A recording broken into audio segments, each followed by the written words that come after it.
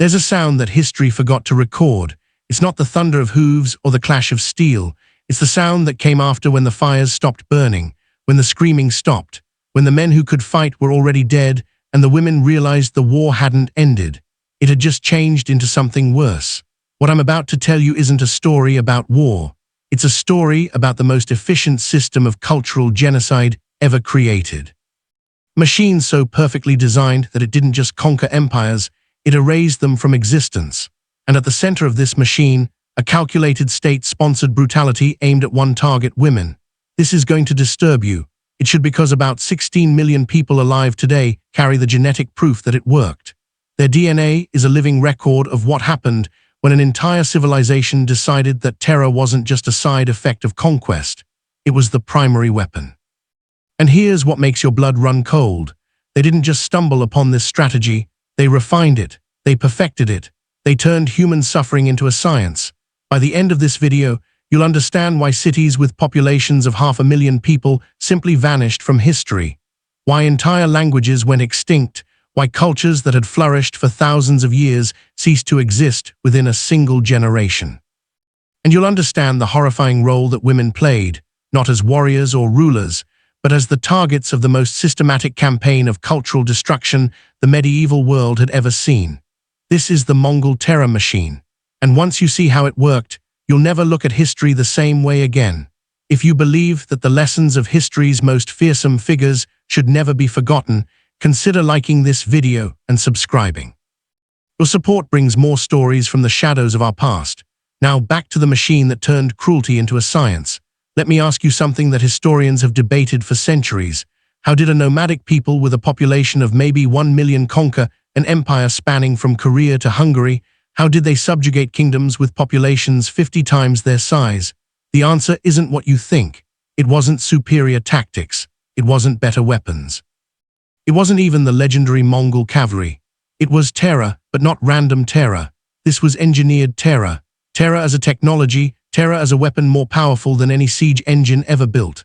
And here's what makes your skin crawl. The evidence suggests they learned to perfect this system by trial and error, by testing different approaches, by measuring which specific atrocities made cities surrender fastest. They were scientists of suffering, and their laboratory was the known world. In 1219, before the invasion of Khwarezmia, Genghis Khan sent emissaries ahead with a simple message: whoever submits shall be spared, but those who resist, they shall be destroyed with their wives, children, and descendants will be put to the sword. Notice the language. Wives, children, and dependent get their own claws. That's not accidental. That's the promise of something worse than death. This wasn't a threat made in anger. This was policy. This was advertised. And critically, they wanted you to know what was coming. Fear, they understood, travels faster than horses. Here's the brutal calculation. You have 50,000 soldiers. Ahead of you are 12 fortified cities. Each would cost you thousands of lives to take by force. Or you make an example of one city so horrific that the other 11 open their gates without a fight. You spend your brutality once like currency, and it purchases the surrender of a dozen cities. It's monstrous. It's evil. And it's mathematically brilliant. And this is where it gets truly disturbing. They specifically chose cities known for their culture, their learning, their religious significance. Places like Nishapur, famous across the Islamic world for its poetry and mathematics, or MV, one of the largest cities on earth at the time. Why these cities? Because the destruction had to hurt symbolically. It had to destroy hope. When you erase one of the greatest cities in the world, every other city thinks, if it happened to them, what chance do we have? When Nishapur fell in 121, the Mongols ordered a body count. Every single person was to be killed, and every head was to be piled in separate pyramids. One for men, one for women, one for children. The daughter of Genghis Khan's son-in-law personally oversaw the execution of the women and children. She wanted to make sure the job was thorough. When archaeologists excavated the site in the 20th century, they found a layer of ash several feet deep covering artifacts from one of history's greatest cities. But here's what most documentaries won't tell you. The killing was the easy part. The killing was mercy. For the women who were spared, their nightmare was just beginning. The Mongol system for breaking conquered peoples wasn't random cruelty. This was a carefully orchestrated process. 5 deliberate acts executed in sequence, each designed to unmake not just a city, but a civilization. Let me walk you through each one. I'm going to tell you about a weapon so effective that 800 years later, we can still detect its impact by analyzing the DNA of people living today. The systematic use of forced reproduction as a tool of genetic conquest. When a city fell, women weren't killed. They were sorted like livestock, like treasure. The most beautiful, the most noble, the daughters of kings and scholars. They were claimed by Mongol commanders, but this wasn't about desire. This was about replacement. Here's the strategy. When you force captive women to bear your children, you're not just conquering the present, you're conquering the future. Those children are raised Mongol. They speak Mongolian. They worship Tangri, the sky god, their mother's language forgotten, her gods forbidden, her stories lost in a single generation. It's annihilation without ruins, genocide without grave. In 2003, geneticists identified a Y chromosomal lineage that originated in Mongolia approximately 1,000 years ago. The estimate, 16 million men alive today carry this genetic signature. That's roughly 0.5% of all men on Earth sharing a single male ancestor from the Mongol imperial period. One genetic lineage spreading across Asia in just a few generations.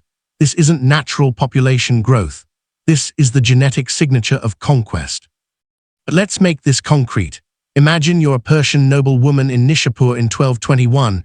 You're 23 years old. You've been educated, you read poetry, you study astronomy. Your marriage has been arranged to a prominent merchant's son. Then the Mongols come, your husband is killed, your father is executed, your brothers are in those pyramids outside the city walls. You are pulled from your home and examined like a horse at auction. A Mongol officer claims you. You don't speak his language, he doesn't care about your name. 9 months later, you give birth to his child, a son. He takes the baby from you. The child will be raised in a G. He will learn to ride before he can walk. He will never know your poetry. He will never pray in your language. He will never even know what city his mother came from. That is the first act of erasure. You continue to breathe, but everything you were, your lineage, your culture, your future is already dead. And this happened to tens of thousands of women, city after city, nation after nation. But the Mongols understood something crucial. You can't just erase a people's future. You have to destroy their present. You have to break their spirit so completely that they lose the will to resist. That's where the second act comes in. And it was performed in public on purpose as theater. There's a reason why psychological humiliation is considered one of the most devastating forms of warfare. The Mongols perfected it at industrial scale. They understood that a culture's honor was inseparable from the protection of its women. The Mongols identified this as a pressure point and applied force with surgical precision. Let me tell you about February 13th, 1258, when Baghdad fell. This wasn't just any city. This was the seat of the Abbasid Caliphate, the center of Islamic civilization, home to the House of Wisdom, where scholars had preserved and advanced human knowledge for 5 centuries. The Mongols under Hulig Khan besieged the city.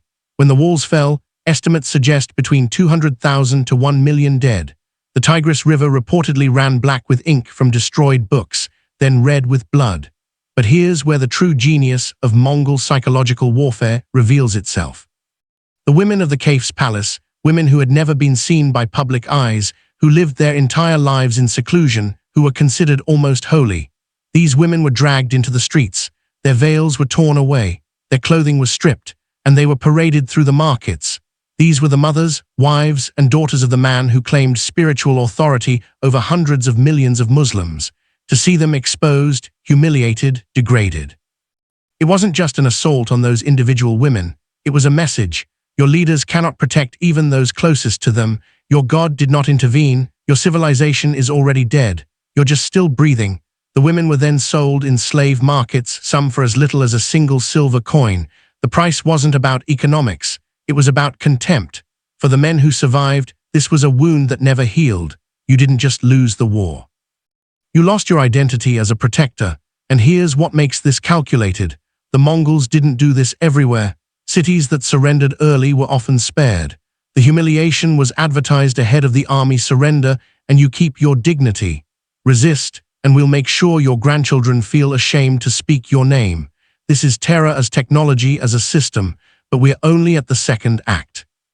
I'm about to describe a siege tactic so brutal that when Persian historians first recorded it, readers assumed it must be exaggeration, but multiple sources confirm it. The tactic was called karash in Persian, translating to human cattle or living boards.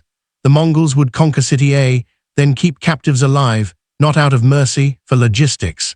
When besieging City B, these captives would be driven forward at sword points toward the walls. Women with Barbies, elderly people, children, all forced to advance. As the Mongol army assembled behind this human barrier, the defenders faced an impossible choice. Shoot and kill your own people or hold fire and watch the Mongols' advanced siege equipment using human shields. Either choice destroyed morale. This tactic achieved multiple objectives. Physical protection for Mongol soldiers, psychological warfare that gave defenders no good options, and practical efficiency as the bodies of those who fell were piled into moais, literally used as fill to create ramps for siege towers.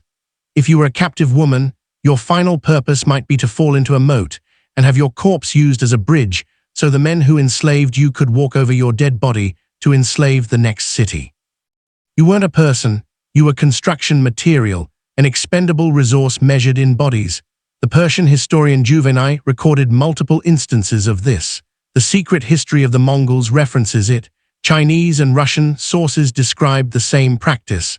Archaeological excavations have found mass graves at the base of city walls, people killed by defensive fire from above.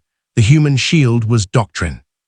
You survived the siege, your reward was a 1,000-mile death march to be sold in a slave market. Welcome to the fourth act, the greatest forced migration in human history. The Mongol Empire stretched from the Pacific to Eastern Europe. It ran on a currency more valuable than silver, human beings. After each conquest, the sorting began. Skilled artisans sent to Karakoram, laborers sent to work camps.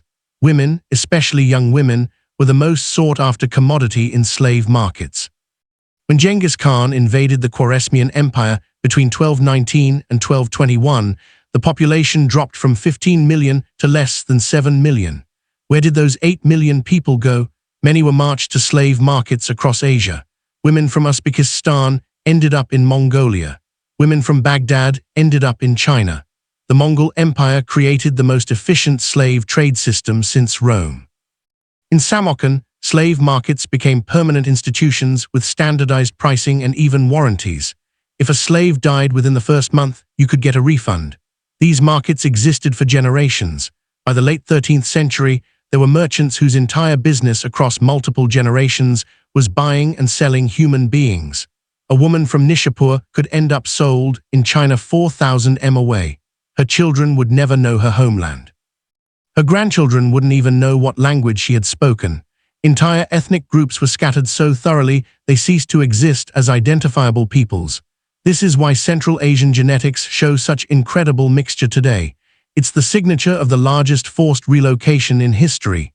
We've covered 4 acts: biological replacement, public humiliation, human shields, continental-scale trafficking. But there's a 5th act, and it might be the most disturbing because it's the one that worked most completely. The 5th act is the eraser of memory itself. When the Mongols burned cities, they specifically targeted the people who held cultural knowledge. Poets were killed, historians were executed, religious scholars eliminated. Anyone who could preserve and pass on cultural knowledge was considered a threat. In Baghdad, the House of Wisdom was destroyed. Books were thrown into the Tigris River in such quantities that chroniclers said you could walk across the river on floating pages. Why target these people? Because the Mongols understood you don't just burn the books, you kill the people who could rewrite them. Think about what we've described across these 5 acts. Women forced to bear conquerors' children, social structures shattered through humiliation, resistors used as disposable weapons, survivors scattered across continents.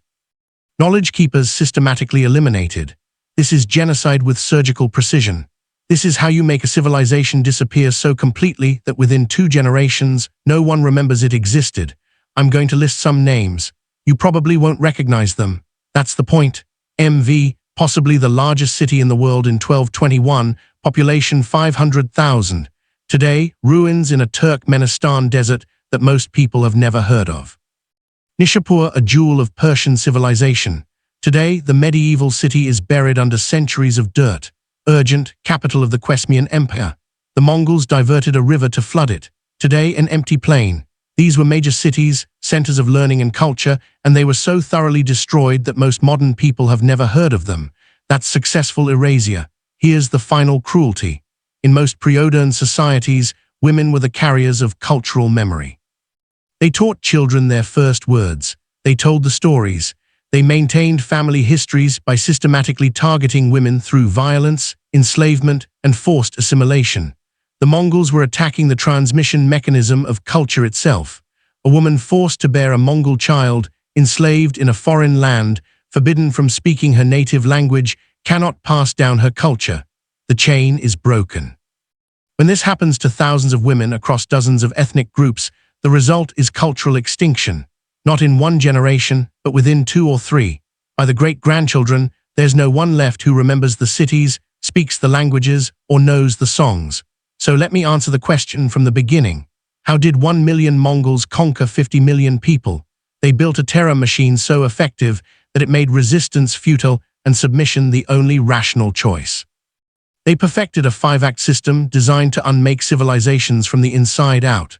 The proof: 16 million men carry Mongol genetic lineage. Entire languages are extinct, major cities vanished, and for most victims, there's no one left to remember their names.